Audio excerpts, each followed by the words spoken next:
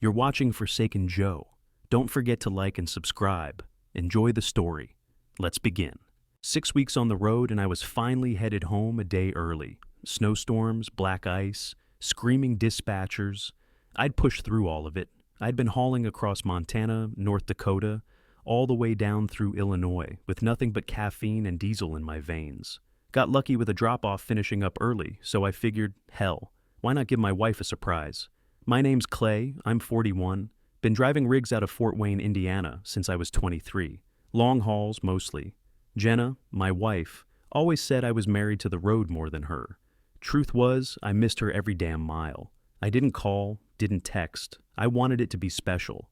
I had it all planned in my head. I'd walk in, she'd scream my name, run into my arms. We'd kiss like teenagers. She'd make that thick chili she knows I love, the one with the crushed red pepper and sweet corn. We'd eat in bed and laugh about how I smelled like truck stops and bad coffee. Quick note, before we start, how's your day going and where are you joining from? I pulled into a speedway on the edge of town, grabbed a black coffee and a scratch-off ticket, out of habit. The lady behind the counter said, "Long night ahead?" And I just grinned. "Nah, I'm going home." Our little house sat at the end of a quiet street, bungalow style, white siding, green shutters, porch swing. I hung myself. Her beat-up Toyota Corolla was in the driveway, same spot she always parked. My heart thumped when I saw it. Lights were on too. Upstairs, glowing yellow through the curtains. Kind of weird. It was almost 11. I left the rig parked up the street so she wouldn't hear it coming, grabbed my duffel bag, slung it over my shoulder, and walked up the driveway slow. Felt like a kid before Christmas. I pictured her wrapping that old gray sweater around herself, her hair messy, glasses crooked, smiling like always. Front door was unlocked. That was the first red flag. Jenna's paranoid about doors, always double checks them. I stepped in quiet, let the door ease shut behind me. The hallway smelled like her lavender plug-in and vanilla candles. Familiar, warm, home. Then I heard it. Laughter. Upstairs, two voices, hers and a man's. I froze. Couldn't move, just stood there listening. Her laugh, the way it bubbled up. I hadn't heard that sound in weeks. And his, cocky, loose, like he'd been there before. I set my bag down, real soft. Then I started walking, quiet as hell. I hit the stairs slow, heels barely touching down. Years of sleeping in my cab, parking on side streets, rest stops, truck depots. You learn how to move quiet. My ears were locked on the voices upstairs. Hers, soft, flirty, giggling. His, deeper, low, too damn comfortable. My hand grazed the railing. The house creaked in familiar places, but I knew how to step where it didn't. At the top, the hallway split left toward our bedroom. Door cracked open. Light spilled into the hall, flickering from the damn bedside lamp I'd fixed last summer. The smell of her shampoo hit me right then. Coconut and some other sweet scent. And for a second, I still wanted to believe this wasn't what it looked like. But it was exactly what it looked like. I reached the door and stopped breathing. I leaned just enough to see inside. She was on her back laughing, the sheets halfway down her legs. And him, Rick, was on top of her. That smug son of a bitch from her gym, her trainer. Bald, tanned, fake white teeth, shirtless, kissing her like he owned her. Like I didn't exist. Her hands were in his hair, her legs wrapped around him, my pillows, my side of the bed. I didn't move, not at first. I just stood there, watching the woman I married grinding against a man I'd shaken hands with. She made a sound, this gaspy moan I hadn't heard from her in years. And that's when it hit me. They'd done this before. This wasn't new. This was routine. I didn't slam the door, didn't yell, didn't make a scene. I backed away slow, like I'd stumbled into a stranger's house and realized I didn't belong there. Back down the stairs, every step sinking in like quicksand. When I hit the bottom, I grabbed my duffel, walked outside, and shut the door quiet behind me. The cold air hit me hard. I just stood on the porch a second, staring out into the dark like maybe this was a dream I could still wake up from. Then I walked to my rig. First thing I did was block every shared credit card, 3 in total. Canceled hers right there on the banking app. And next, I moved every cent from our joint account into mine, down to the last penny, locked it with a password she didn't know. She didn't even notice yet. I called a locksmith. My guy, Jake, answered on the second ring. Late call, Clay. What's up? I need the locks changed on my house. Tonight. Emergency. You home? Yup. I'll be there in 20. I didn't say anything else, just hung up and leaned against the side of the cab, arms crossed, watching that upstairs window glow like nothing had changed, like the world inside was still mine. I felt nothing. Not rage, not heartbreak, just this hollow, sinking weight in my chest, like someone had opened me up and scooped everything out. I stared at that window until Jake's van pulled up behind me. Yo, he said, toolbox in hand. You good? Yeah. He looked at me for a second like he wanted to ask more, but he didn't. Just got to work. I stood in the driveway, arms crossed, eyes locked on the front door. I could hear them laughing faintly from upstairs. No clue what was happening below. Jake finished in under 30 minutes, switched out the deadbolt and knob, gave me the new keys. You sure you don't want the code lock upgrade? He asked. Nah, just need her locked out. He paused. You want me to leave the old set somewhere? Toss it. Trash. He gave a little nod. Call me if you need anything else. I slid him $100 bill and watched his van disappear down the street. Then I climbed into the cab of my rig, shut the door, and sat in silence. My fingers shook a little, but my face stayed still. I didn't even blink. I turned the key, let the engine rumble awake beneath me, and backed out slow. Didn't even look at the house when I drove past. Just focused on the road. Didn't know where I was headed. Just knew it wasn't back there. Not tonight. Maybe not ever. I didn't sleep. Just kept driving till the sky cracked open with morning light. Pulled into the parking lot of Kimball and Associates around 8. Office wasn't even open yet, but the lights were on. I figured he'd be in early. The guy's a pit bull with a caffeine problem. My folder was riding shotgun the whole night. Thick, organized, every page marked with tabs. Financials, account statements, insurance files, vehicle titles, marriage documents, all of it. I walked in when the door clicked open. Receptionist looked up, surprised. Mr. Carter, Clay, do you have an appointment? Nope, he'll want to see me. Before she could stop me, I was already down the hall and knocking once on Kimball's office door. He looked up from his screen, tie already loosened, coffee half gone. Jesus, you look like hell. Didn't come here for fashion advice. He motioned to the chair. Sit, what's going on? I slapped the folder on his desk. Time to pull the trigger. He raised an eyebrow and flipped it open. You're serious. As a heart attack. Kimball started thumbing through the tabs. Clay, this is meticulous. When did you put all this together? 2nd year of marriage. He looked up, stunned. You've been prepping for this since, 2 years in? Yep. Gut told me I'd need to be ready. He kept flipping. You moved the house into a private trust. Her name's not on it. Nope, never was. She thought it was joint. Never read the fine print. Smart. Vehicles. Title's in my name, insurance in my name. She's just a driver. Kimball let out a low whistle. Damn, you've basically been divorce ready for 10 years. Didn't want to be, just figured it was safer than being blind. He leaned back. All right, you want to start with a formal filing. Yep, file today. Serve her fast. Hit her with a cease and desist too.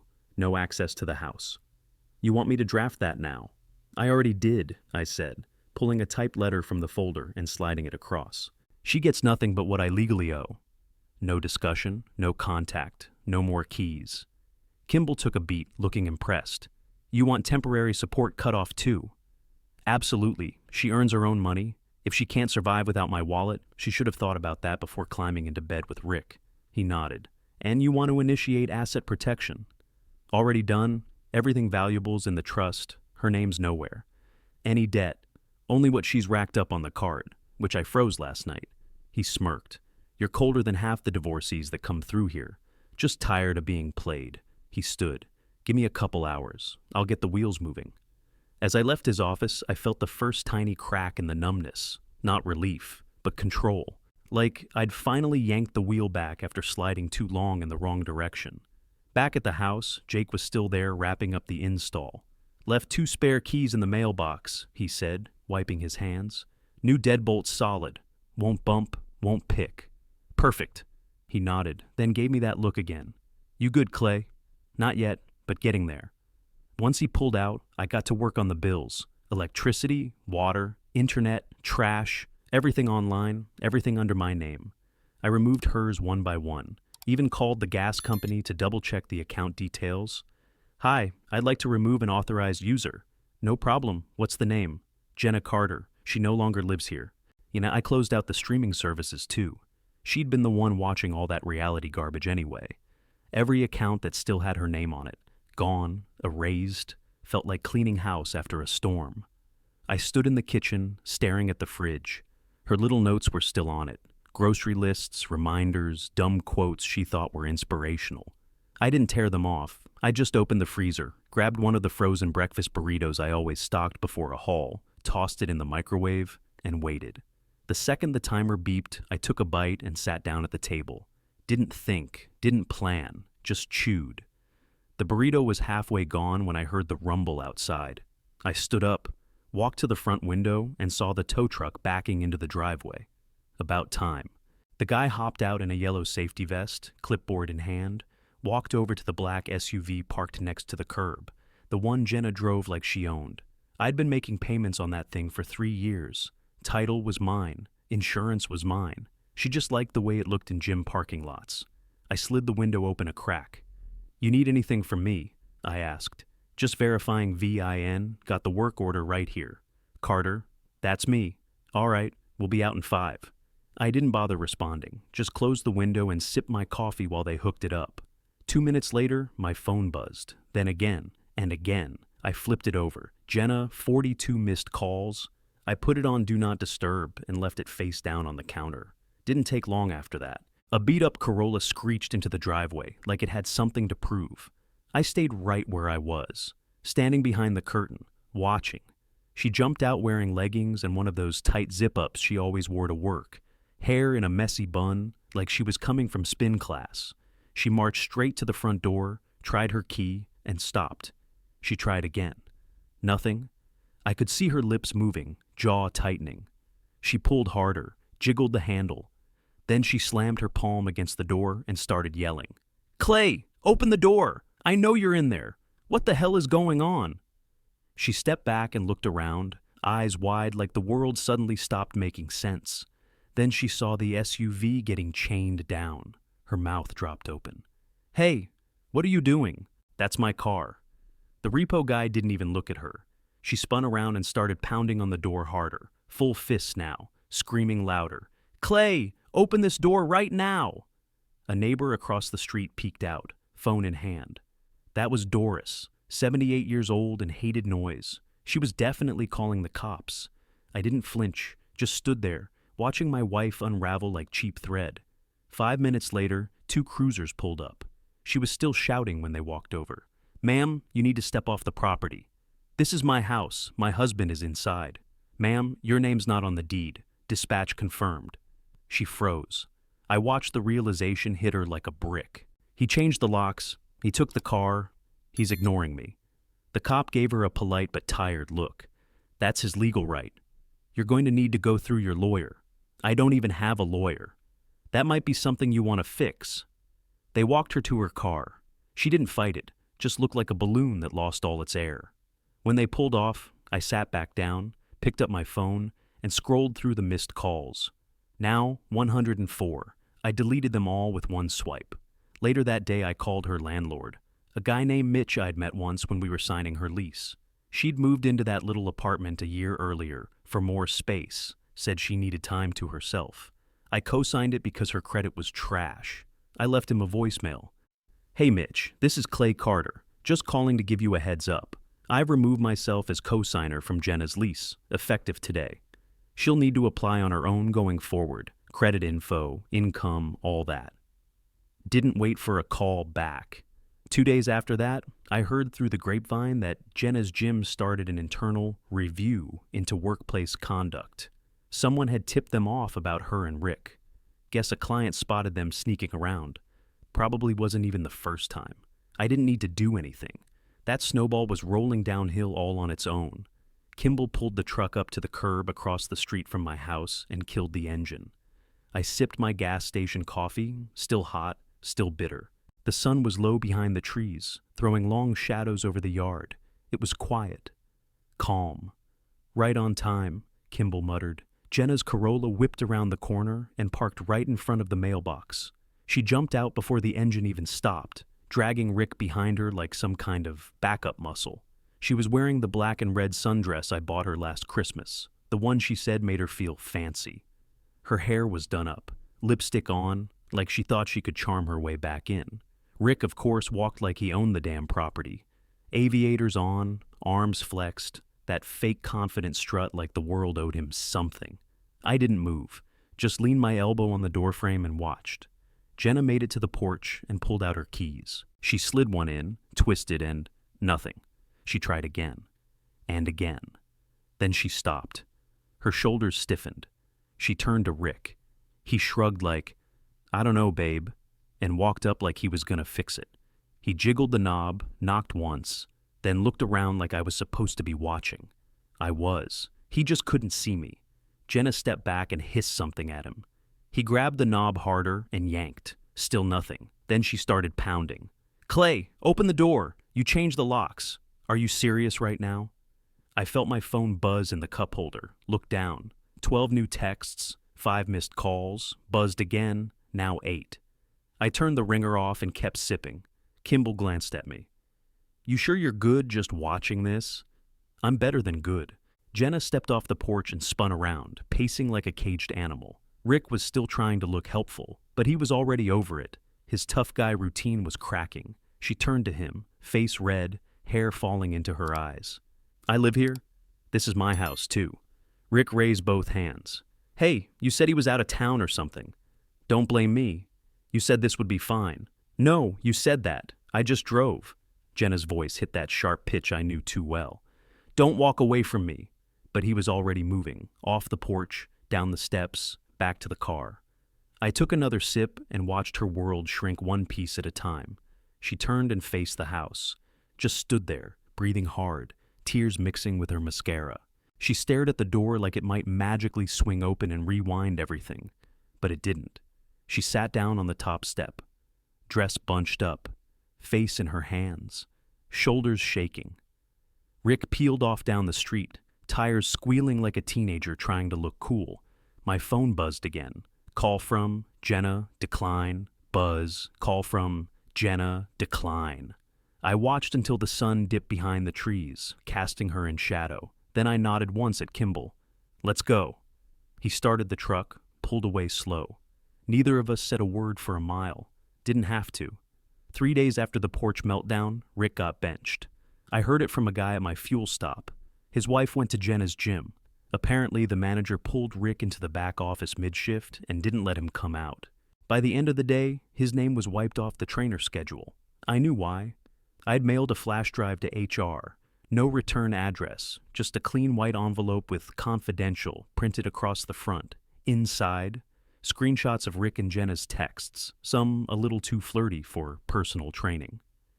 Selfies of them together, one of which was taken in the locker room. That one did most of the damage.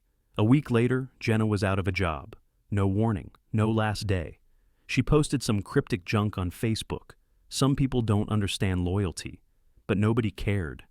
Her phone went quiet after that. I saw her name pop up on the Indiana unemployment site the day after. Funny thing about being married, even when you're splitting, paperwork still connects you in stupid ways. She was listed as jobless, seeking work. Meanwhile, Kimball finalized the divorce papers. 3 signatures. That's all it took. I went into his office, didn't say much, just signed, date stamped, handed it back. "She's got 30 days to respond," he said. "She won't. You want me to file the fraud complaint now?" "Do it." He nodded and pulled up the form. We'd found the paper trail in her emails. She used my trucking insurance to submit 2 fake claims last year. Told the clinic I was injured when I wasn't even in the damn state. Fraud. Plain and simple. Kimball filed it under my name, sent it straight to the provider. They'd take it from there. I went home, logged into the joint credit system, and checked again. Everything frozen. Her cards declined. Her bank account drained. I'd pulled my portion out weeks earlier. Without my income dumping into it, she was down to fumes. Rick bailed right after that. Guess the pressure got to him. Maybe it was the gym. Maybe it was Jenna crying all the time. Maybe he finally realized she wasn't worth his paycheck. Either way, he bounced. I didn't see it happen. Just saw her post a blurry pic of a half-empty wine glass with the caption, "People always leave." Yeah, no shit. Next day I watched her pack boxes into her sister's car. Apartment lease was up. She couldn't renew it, not with no job and no co-signer. I didn't wave, didn't walk over. Just leaned against the porch railing and sipped my coffee while she slammed the car door and drove off like she still had somewhere to be. She didn't. Kimball texted me that night. She's got nothing to fight with. No lawyer, no money. Divorce should finalize uncontested. Good, I replied. He sent one more. You're not going to gloat. Already did. Truth was, I didn't need to rub it in. Watching it fall apart in real time was enough. Her gym life, gone. Her fake love story, shattered. Credit wrecked. Housing unstable. Bank account dead. No backup plan, no strategy, no exit route. Just the weight of her own choices catching up all at once. And me. I hadn't flinched. Sunday morning, I put on a clean shirt, grabbed a manila envelope, and drove over to Jenna's parents' place. Little white ranch house with cracked shutters and that busted mailbox Doug never fixed. It looked the same as always, like it was holding itself together with leftover hope and duct tape. I pulled into the driveway slow, parked behind their rusted Ford Escape, and killed the engine. Sandra answered the door like she always did, with that tight smile that never reached her eyes. She looked surprised. "Clay, what are you doing here?" "Need 15 minutes. Doug came up behind her, holding a mug with "World's Best Grandpa" printed on the side. The irony hit hard. Jenna and I never had kids, not for lack of trying. Sandra opened the door wider. "You want coffee?" "Nope, just a seat at the table." They led me into the kitchen, same checkered tablecloth, same smell of burnt toast and cheap candle wax. I sat across from them and slid the envelope onto the table. Doug looked at it, then back at me. "I'm not here to fight," I said. "But I'm not leaving until I say what I came to say." Sandra frowned. "Is this about Jenna?" "Yeah, it is." I opened the envelope and pulled out the stack. A mix of printed emails, photos, bank statements. Set them down like cards in a losing hand. "Let's start with this," I said, flipping to a spreadsheet. "Last year, when Doug got laid off from the plant, someone paid 3 months of your mortgage, right?" Doug's face tightened. "That was Jenna," she told us. She covered it. "No, that was me. Quiet transfer from my side business account. I did it so y'all wouldn't lose the house. Jenna never knew. I told the bank to keep it anonymous." Sandra blinked fast. "Why would you do that?" "Because I thought family meant something, even when you two never thought I was good enough for her." Neither of them spoke. I slid over the next set of papers. "These are texts from Jenna to Rick, her gym trainer, the guy she was screwing in my house, in my bed." Doug's eyes dropped to the page. He didn't touch it. I laid down the next one. "Here's a photo. Caught them in the act." I walked in on this. Surprise visit after 6 weeks on the road. Sandra covered her mouth with both hands. Doug looked like someone had knocked the wind out of him. His mug sat untouched. "She cheated, lied, stole, then tried to twist the story like I was the problem." Sandra let out a choked sound, a half sob, half apology. "Oh my God, Clay, I didn't know." "I believe that. But I also remember all the times you said I wasn't ambitious enough, that Jenna could have done better." Doug's voice finally cracked through the silence. "You could have told us earlier." "Didn't owe you that," I said, "but I gave it to you anyway." They both sat there, Sandra wiping tears, Doug just staring at the stack like it was a bomb that already went off. I stood, slow, and tucked the empty envelope under my arm. "Here's the truth," I said, voice even. "I built a life for your daughter. I gave her everything I had, and when that wasn't enough for her, she burned it down." Neither of them looked up. I turned toward the door, hand on the knob, then stopped just long enough to leave one more line. "Maybe your daughter should have picked someone beneath her after all." Oh, and then I left. By Tuesday, Jenna's Instagram feed turned into a sad little circus. Her first post was a selfie. Messy bun, no makeup, eyes red like she'd been crying for hours. Caption said, "Some lessons come wrapped in betrayal." 200 likes, sympathy in the comments. "You don't deserve this. Men are trash. Stay strong, queen." By Thursday, another one, her sitting cross-legged on the floor of a cluttered apartment, surrounded by candles and cheap wine. "Healing in silence is still healing." That one got fewer likes. Then someone, anonymous but maybe not, dropped a comment under the second photo. Didn't you cheat on your husband while he was driving cross country to support you? That flipped the switch. The tone in the comments turned fast. Wait, what? Is this true? I knew something was off. Girl, if that's true, don't play victim. Unfollow, unfollow, unfollow. By Saturday, her follower count dropped by half. Her profile went private. Rick tried to clean up his own mess too. Deleted all his gym pics, cleared out comments, set his Facebook to limited view. But it was too late. Someone, not me, but I know how info moves, sent Rick's wife a copy of the photos I had, the locker room selfie, the texts, the hotel receipts. She packed her stuff, took the kids, and was gone by Monday morning. And Rick, fired. Official statement from the gym. Zero tolerance policy for inappropriate conduct with clients. Couldn't even look me in the eye at the grocery store. Saw him near the frozen pizza aisle, head down, hoodie on, pushing a cart like he didn't even exist. I almost felt bad. Almost. Jenna went quiet for a while after that. No posts, no likes, nothing. Silence. Then I saw her pop up on LinkedIn. New job, retail associate at Valley Ridge Mall. Big box chain, folded shirts for teenagers who rolled their eyes when she asked if they needed help. I pictured her in that fluorescent lighting, music blaring, kids knocking over displays while she tried to smile through it. A far fall from boss babe gym life and motivational quotes. One day, I drove past the mall on my way to pick up parts from a supplier, swung through the lot just to see. There she was, standing outside the side entrance, vape in hand, name tag pinned to her sweater, staring off like the world left her behind. She didn't see me. I didn't stop. Later that night, I pulled into a truck stop just off US 69, grabbed a black coffee from the machine that spits out more steam than flavor, took it outside, leaned on the hood of my rig, and pulled out my phone. Her profile was still private. No posts in a week. I took a long sip, watching semis roll in and out of the lot. World keeps moving. Whether you're ready or not, and her. She'd fallen off the ride. I signed the paperwork on the cabin the same week her final restitution payment cleared for the month. Northern Wisconsin, right on a quiet lake, tucked between rows of pine trees and silence. Just how I wanted it.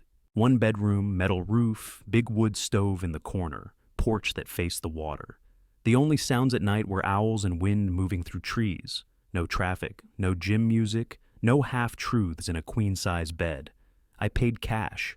My two mutts, Tucker and Bo, claimed the front steps the first hour we got there. I brought in one suitcase, one coffee maker, and a bookshelf full of paperbacks I'd been too busy to read for years. Started building something new that week, too. Something bigger than payback. I filed the paperwork for a nonprofit, called it Mile Marker Restart. It's for guys like me, long haulers, diesel mechanics, warehouse shift runners, folks who got sucker punched by life and didn't have anyone to help pick them up after. Financial betrayal, divorce, identity theft, whatever broke the wheels off. I knew what that felt like. So I built the thing I wish I'd had. We started with 6 people on the board, all online, most of them former truckers. One guy out of Kentucky had been sleeping in his cab after his wife emptied his savings. Another from Arizona nearly lost his rig to a forged signature. These guys knew the damage, Jenna's restitution checks, straight into the emergency relief fund, monthly, on the dot. Not because she wanted to, because the court ordered it. And I made sure she knew exactly where that money went. To people worth a hell of a lot more than she ever appreciated. By the 3rd month, we'd helped 30 families. Some got rent covered, some got groceries and fuel cards. One guy used his grant to put down a deposit on a new apartment so he could get his kid back full time. We held video calls once a month. I didn't say much, just listened. Still drove part-time when I felt like it, just enough to keep the rhythm. Mostly regional hauls, no more coast-to-coast, no more 6-week stretches. I'd come home after a 2-day trip, throw a steak on the grill, read a book on the porch, while Bo chewed the same tennis ball into oblivion. Phone stayed quiet. Jenna hadn't called, texted, or emailed in almost 4 months. Not even a spam message, not even a "how could you?" Just silence. It was better that way. I'd gone through the anger, the grief, the why me part. Then I built something from it, something steady.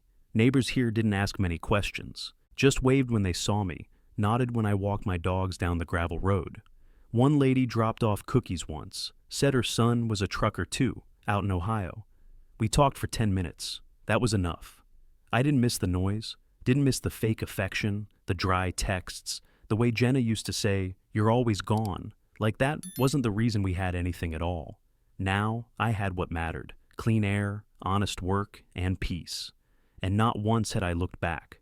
I was sitting on the porch that evening with a black coffee in one hand and Tucker asleep at my feet. Bo was out by the edge of the lake, pawing at a stick like it owed him money. Sun was dropping behind the trees, gold and quiet. I didn't have anywhere to be, no one asking when I'd be home, no phone blowing up with drama. The breeze off the lake cut just enough to remind me it'd be cold soon. Wisconsin fall doesn't wait around. I pulled my flannel tighter, took another sip, and watched the ripples spread across the water. The payment hit around 3:04 p.m., same as every month. I didn't even need the alert anymore. I just knew. Jenna's restitution rolled in like clockwork. Not a word from her, not a missed date, not a single excuse. She wasn't late. She was just gone. Never changed my number, never blocked her.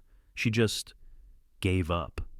Quiet, like even she realized there was nothing left to save, or spin, or lie about. And I was good with that. I didn't hate her anymore. Hate takes energy. She didn't earn that kind of effort. That money hit the mile marker account, and I already knew who it'd help next. A guy down in Missouri trying to get back on his feet after his wife took off with his business partner and cleaned out their accounts. He had 2 kids, an old truck, and nothing left but a P.O. box and a prayer. He'd get through it, just like I did. Most days now I read, I walk the dogs, I drive when I feel like it. Nothing fancy, no grand dreams. I'm not chasing love, not chasing anything, just living. The peace I found here, it wasn't loud, it wasn't flashy. It just sat with me, like an old friend. Some days I barely noticed it. Other days, it hit me square in the chest how damn far I'd come. Sandra sent a card once, just said, "Thank you." Nothing more. Doug didn't sign it. That was fine too. I didn't build this life to prove anything. Not to them, not to Jenna, not to anyone. But if they happen to look up and see me now, still standing, still moving, still free, I wouldn't mind. Sometimes the best revenge isn't burning the bridge. It's building a better road and never looking back.